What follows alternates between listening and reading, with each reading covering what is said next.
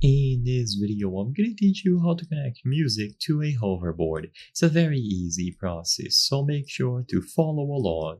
In this video, I'm going to give you general instructions on how to play music wirelessly on your hoverboard.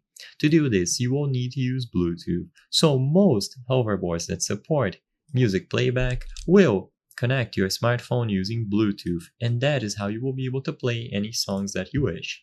If you aren't sure if your hoverboard supports Bluetooth, try to look for any sort of speaker holes at the bottom. So turn your hoverboard around and look for any indication that it has speakers. So if you see speaker holes like this, usually it means that you will be able to connect it wirelessly to your smartphone.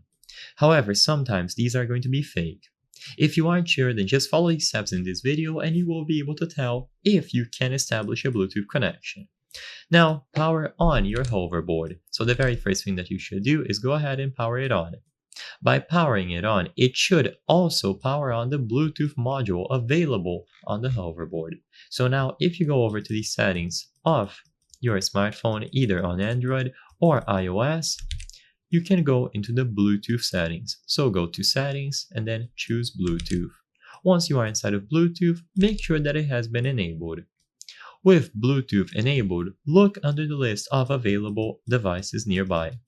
Usually, generic hoverboards will simply have the name Bluetooth, so all that you have to do is tap on it once it appears under the list of available devices. There is no secret.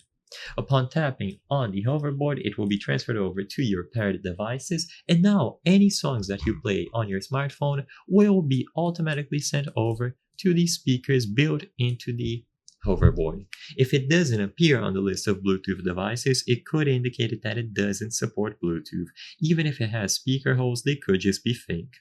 I hope I was able to help you on how to connect music to a hoverboard.